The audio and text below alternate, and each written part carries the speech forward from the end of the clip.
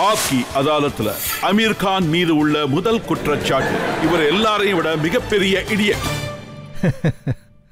அமீர், மக்கள் அன்பு உங்களுக்கு நிறைய இருக்கு, எல்லாரும் உங்க மேல ஒரு தனி மரியாதை வச்சிருக்காங்க. ஆனா பிலிம் இண்டஸ்ட்ரியில இருக்கிறவங்க, கிரிட்டிக்ஸா இருக்கிறவங்க, இவர் ஒரு பைத்தியக்காரன்னு எப்பவும் என்கிட்ட சொல்லுவாங்க. இவர் ரொம்ப வித்தியாசமான ஆளுன்னு சொல்லுவாங்க, மேடுன்னு சொல்லுவாங்க, நினைச்சதை செய்யக்கூடியவர்னு சொல்லுவாங்க. இன்னும் சில பேர் இவருக்கு மர கழண்டுச்சுன்னு சொல்லுவாங்க.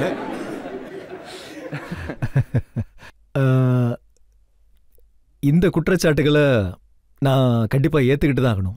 ஏன்னா நான் உண்மையிலே பைத்தியக்காரன் தான். அதாவது ஆக்சுவலி நான் என் மனசை தான் ஃபாலோ பண்ணுவேன். அதோட என்னோட டெசிஷன் பார்த்தீங்கன்னா ரொம்ப இம்ப்ராக்டிக்கலாக இருக்கும். அதனால அது பார்க்குறவங்களுக்கு பைத்தியக்காரத்தனமாக தான் தெரியும். எனக்கும் அது இம்ப்ராக்டிக்கலாக இருக்குன்னு தெரியும். டிசிஷன் எடுக்கும்போது ஆமாம் அவங்க சொல்கிறது சரிதான்னு எனக்கு தோணும்.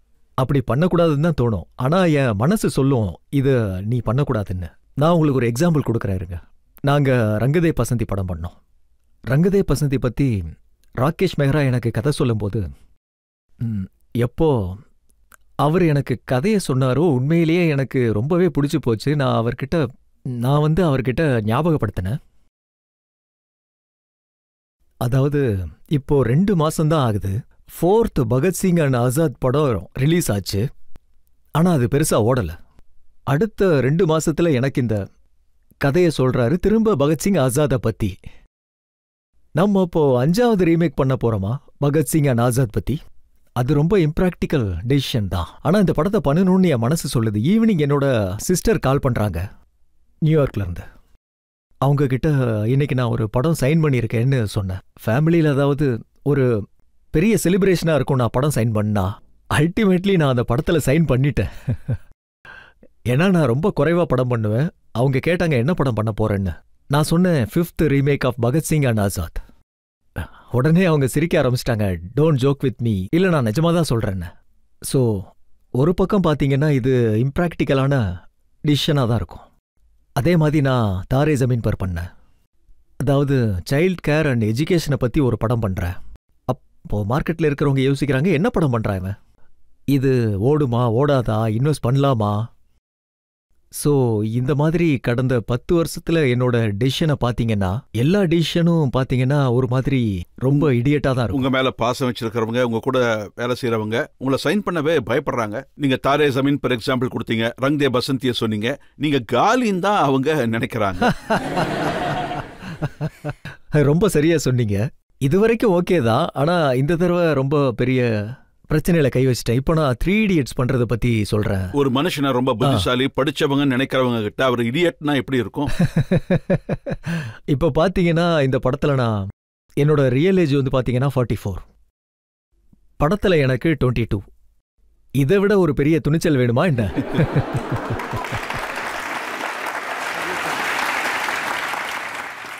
ஸோ ஒரு பெரிய ஸ்டூபிட் டிசிஷன் தான் எடுத்திருக்கோம். என்ன நடக்குதுன்னு பார்ப்போம். நீங்களே பார்த்துட்டு சொல்லுங்க.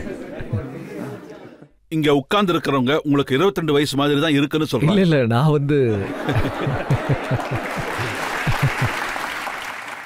ஆக்சுவலி நான் ஷூட்டிங்ல இருக்கும்போது 3 Idiots ஷூட்டிங்ல இருக்கும்போது அந்த டைம் நான் டயட்ல ரொம்ப சீரியஸா இருந்தேன்.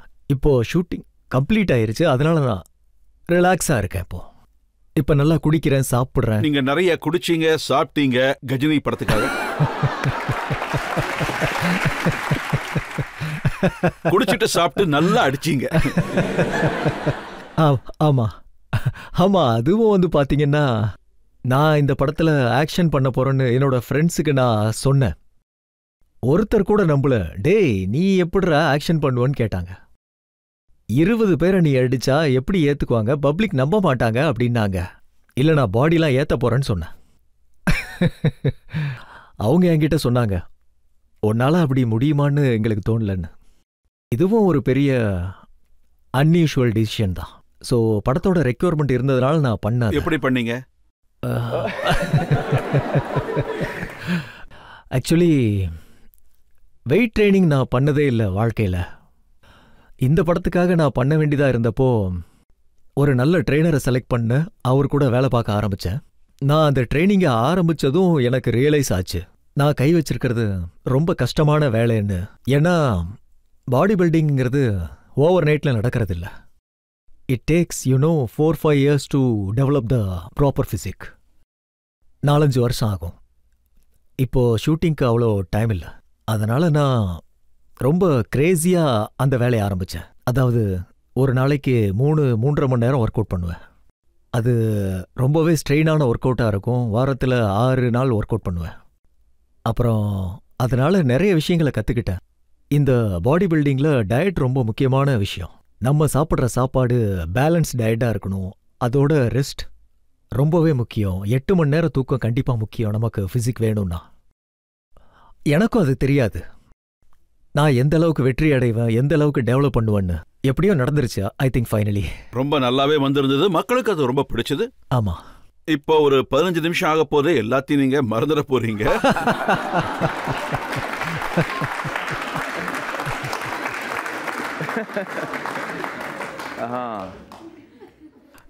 உங்களுக்கு சொல்லி ஆகணும் ரஜித் சார், இது ரொம்ப முக்கியமான விஷயம். அதாவது மைண்ட் ரொம்பவே வித்தியாசமானது. இந்த கஜினி படம் நான் பண்ணும்போது அதுக்கு முன்னாடி என் மெமரி ரொம்ப கரெக்டா இருந்தது, ஷார்ப்பா இருந்தது. இல்ல, நான் விளையாட்டுக்கு சொல்ல, கஜினி படம் பண்ணதுக்கு அப்புறம் என் மெமரி ரொம்ப வீக் ஆயிருச்சு. அதாவது சில பேரோட பேர் ஞாபகம் இருக்கிறது இல்ல. நான் வண்டி ஓட்டும் போது கிளம்பிட்டா எங்க போறோங்கிற விஷயத்தையே நான் மறந்துடுறேன். ஃபோன் எடுத்து டயல் பண்ணா வேற யாரோ பேசுவாங்க. அப்புறம் தான் பாப்பேன் நான் யாருக்கு ஃபோன் பண்ணேன் அப்படின்னு. சோ இப்படிலாம் நடந்திருக்கு. அந்த பேருங்கள் எல்லாம் உடம்புல எழுதி வச்சுக்கலையா என்ன? இப்ப அதுதான் நடக்க போகுதுன்னு நினைக்கிறேன். நீங்க இந்த மாதிரி படங்கள் பண்ண ஆரம்பிச்சதுல இருந்து, அதாவது லகான் பண்ணப்ப அந்த டைம்ல ரொம்ப வித்தியாசமான படங்கள் தான் ஓடும், ஃபேஷனபிளான படங்கள் ஓடும். அதிகபட்சமான படங்கள் சுவிட்சர்லாந்துல, அங்கதான் ஷூட்டிங் நடக்கும். ஹீரோயின் மாடர்னா இருப்பாங்க. அந்த டைம்ல லகான் பண்ணணும்னு நீங்க முடிவு பண்ணீங்க. அப்ப கண்டிப்பா யாராவது கேட்டிருப்பாங்கல்ல, இப்பயே இதை நீ பண்ற? இல்ல, நிறைய பேர் சொல்லியிருந்தாங்க. ஐ திங்க் பாத்தீங்கன்னா நிறைய பேர் அவங்களுக்கு தெரியும் நான் என்ன பண்ண போறேன்னு. அவங்க சொன்னது என்னன்னா, நீ ரொம்ப ரிஸ்கான விஷயம் பண்ற, இது பண்ண வேணான்னு சொன்னாங்க. ஜாவித் சார் லிரிக்ஸ் எங்க படத்துக்கு எழுதிட்டு இருந்தாரு. அவரு கதையை கேட்டாரு. ஆஷிதோஷ் சார் கதை சொல்ல போயிருந்தாரு. அவர் கேட்டுட்டு அமீர் நான் உன்னை உடனே பார்க்கணும்னு சொன்னாரு. அவரு சொல்லுங்க என்ன விஷயம்னு கேட்டேன்.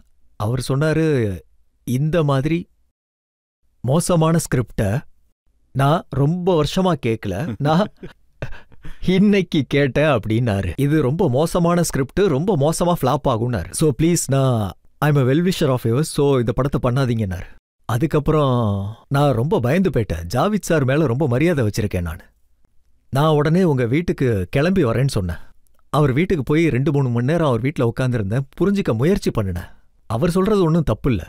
அவர் சொல்ற எல்லா விஷயங்களையும் நாங்க ஒரு ரூலா தான் ஃபாலோ பண்ணுவோம். இது பண்ணக்கூடாது, அது பண்ணக்கூடாது, இந்த ஸ்போர்ட்ஸ் படம் பண்ணக்கூடாது, இப்படி படம் பண்ணக்கூடாதுன்னு. என்னதான் ரூல்ஸ் இருக்கோ, இந்த படத்துல இருக்கிற எல்லா ரூல்ஸையும், மெயின் ஸ்ட்ரீம் சினிமால எல்லா ரூலையும் நீங்க பிரேக் பண்றீங்க அப்படின்னாரு. நீங்க பண்ண போற படம் ரொம்ப டேஞ்சரஸ் படம்னாரு. நான் அவர்கிட்ட சொன்னேன், ஜாவித் சார் நீங்க சொல்றது சரிதான், தப்பு இல்ல. ஆனா என் மனசு சொல்லுது இது நல்ல படம் பண்ணியே ஆகணும்னு. நான் இதை எப்படி நினைக்கிறேனோ அதே மாதிரி பண்ணியே ஆகணும்னு நினைக்கிறேன். ஒருவேளை உங்களுக்கு இந்த படம் பிடிக்கலன்னா, உங்களுக்கு லிரிக்ஸ் எழுத பிடிக்கலன்னா, நான் அதை எதுவும் ரெக்வஸ்ட் கூட பண்ண முடியாது.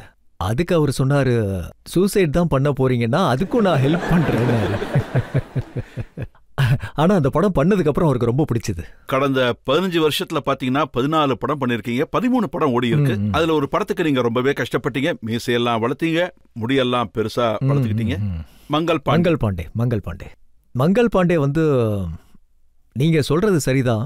ஏதோ ஒரு இடத்துல நரேஷன்ல பாத்தீங்கன்னா பின்தங்கி இருக்கலாம் கதை சொல்றதுல. ஆனா அந்த கதை என் மனசுக்கு ரொம்ப நெருக்கமானது.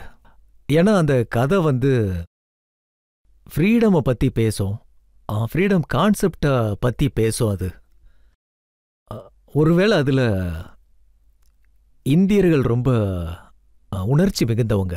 இப்போ ஃப்ரீடம்ல பாத்தீங்கன்னா பிரிட்டிஷர்ஸ் நம்மள ஆட்சி செஞ்சாங்க. அவங்கள நம்ம செருப்பால் அடிச்சு துரத்தணும்னு நினைச்சோம். அந்த படத்துல அது இருக்காது. ஏன்னா ஹிஸ்டாரிக்கலி மங்கள் பாண்டே வாஸ் ஹேங்க்ட். நம்ம அதை சேஞ்ச் பண்ண முடியாது. ஒருவேளை ஆடியன்ஸ்க்கு அது டிஸப்பாயின்மெண்டா இருக்கலாம், ஆடியன்ஸ் மனசுல. ஒருவேளை நீங்க அந்த படத்தை பார்த்திருந்தா அதுல இருந்தது உங்களுக்கு தெரிஞ்சிருக்கும். நீங்க சொல்லுங்க. இல்ல, நான் உங்களுக்கு நான் இன்னொரு விஷயமும் சொல்றேன். அது என்னோட நான் இது வரைக்கும் பண்ண படங்கள்லே ஒரு ஓடாத படம். ஆனா அந்த படத்தோட விற்பனை வந்து என்னோட நல்லா ஓடின படங்களை விட 2-3 மடங்கு அதிகமா இருந்தது. என்னோட ஓடாத படம் வந்து இந்த அளவுக்கு பிசினஸ் கொடுத்தது எனக்கு சந்தோஷம். நான் வந்து நீங்க தோல்வி அடைஞ்சதை பத்தி இல்ல, உங்களோட அந்த பைத்தியக்காரத்தனத்தை பத்தி. ஆமா ஆமா. ஆக்சுவலி இது ஒன்றும் ரொம்ப புதுசு கிடையாது. சொல்லுங்க. நான் ஒரு பந்தயம் கட்டினேன். சொல்லுங்க. பல வருஷத்துக்கு முன்னாடி. சொல்லுங்க. அப்ப நான் என்ன கேள்விப்பட்டேன்னா, ஒரு பொண்ணோட ரோல் பண்றதுக்காக நீங்க பாடி முழுக்க வேக்சிங் பண்ணிக்கிட்டீங்களாமே.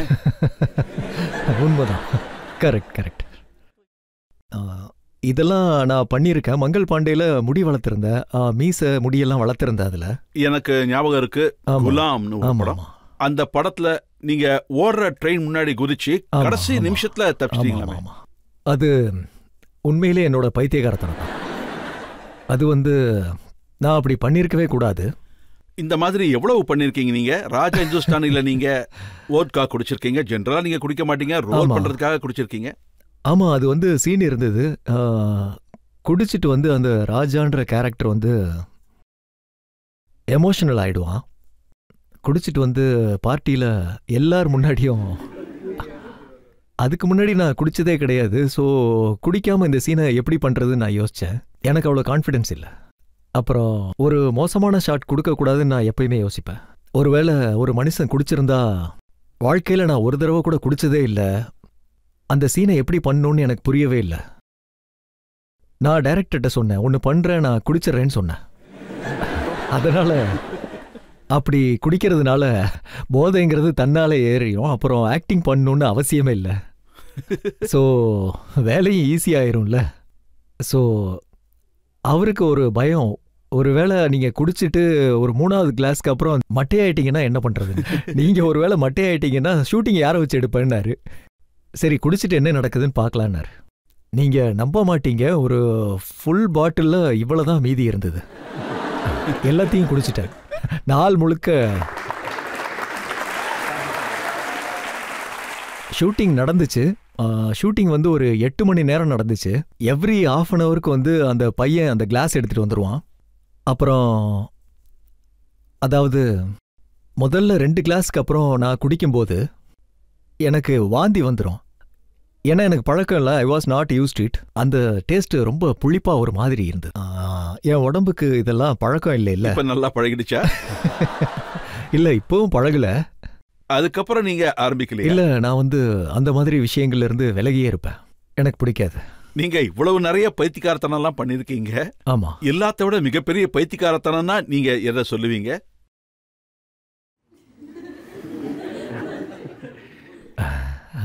உங்களுக்கு என்ன தோணுது? கஜினியா? அப்படியா? அன்பிலீவபிளா இருக்கா? ஆனா அதுல பைத்தியக்காரத்தனம் என்ன இருக்கு? இல்ல, நீங்க ஒருவேளை உங்களுக்கான கேரக்டர் இன்னும் வரலன்னு நினைக்கிறீங்களா? இல்ல, ஐ திங்க் என்னோட எல்லா டிசிஷன்ஸும் எல்லா படத்துலயும் வித்தியாசமா தான் இருக்கும். என்னை பொறுத்த வரைக்கும் ஒரு படத்துல சந்தோஷம் கிடைச்சிருக்குன்னா, என்னோட மிகப்பெரிய பைத்தியக்காரத்தனம்னு உங்க கணக்குப்படி சொன்னா அது தாரே ஜமீன் பர். ஏன்னா அந்த படம் எப்படி இருந்ததுன்னா, நான் அந்த கதையை கேட்டப்போ நான் ரொம்ப அழுதேன். அதுக்கப்புறம் எனக்குள்ள அந்த ஃபீலிங்ஸை வந்து நான் எப்படியாவது ஷேர் பண்ணணும்னு நினைச்சேன். என்னோட இந்தியன் ஆடியன்ஸுக்கு இதை ஷேர் பண்ணணும்னு நினைச்சேன். நான் ஃபீல் பண்றதை உணர வைக்கணும்னு நினைச்சேன். அதுல ஹீரோயின் இல்லை, ஒரு குழந்தையோட கதை, சைல்டு அண்ட் எஜுகேஷனை பத்தின ஒரு படம். நிறைய பேர் கேட்டாங்க, என்ன டாக்குமெண்ட்ரி பண்றியா? இல்லை, நான் படம் பண்றேன்னு சொன்னேன். டிஸ்லெக்சியா பத்தின படம்னு. டிஸ்லெக்சியானா என்னன்னு கேட்டாங்க. ஆக்சுவலி இது ரொம்ப கஷ்டமான ப்ராஜெக்ட் பண்றது. ஆனா ஆடியன்ஸ் வந்து அதை எடுத்துக்கிட்ட விதம் வந்து நிறைய பேரோட லைஃப் மாறி இருக்கு. அதாவது ஒரு வகையில இந்த கதையால நானே சில விஷயங்களை உணர ஆரம்பிச்சேன். நான் குழந்தைங்கள டிஃப்ரெண்டான பார்வையில பார்த்தேன். என்னோட பசங்களை நான் டிஃப்ரெண்டான வேலை பார்த்தேன்.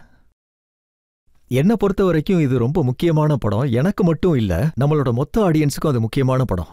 அந்த படத்து மூலமா சொசைட்டில ஒரு மாற்றம் ஏற்பட்டிருக்கு, பசங்க விஷயத்துல, எஜுகேஷன் விஷயத்துல. அது வந்து எனக்கு உண்மையிலேயே ரொம்ப சந்தோஷமா இருக்கு. ஒருத்தருக்கு மாற்றத்தை ஏற்படுத்துறது ரொம்ப சந்தோஷமா இருக்கு. மக்களோட வாழ்க்கையில மாற்றங்கள் ஏற்பட்டது, நிறைய சேஞ்சஸ் வந்தது அவங்களுக்கு. ஸோ என்னோட மிகப்பெரிய பைத்தியக்காரத்தனத்துல இதுவும் ஒன்றுன்னு சொல்லுவேன். நீங்க ரொம்ப நல்லா படம் எடுத்தீங்க, ரொம்ப நல்ல விதமா செயல்பட்டீங்க. கண்டிப்பா என்னால ஒரு விஷயத்த சொல்ல முடியும். இந்த படத்தை நீங்க எடுத்ததுனால உங்க மேல உள்ள பைத்தியக்காரத்தனம் அப்படிங்கிற பட்டத்தை நான் திரும்ப வாங்கிக்கிறேன்.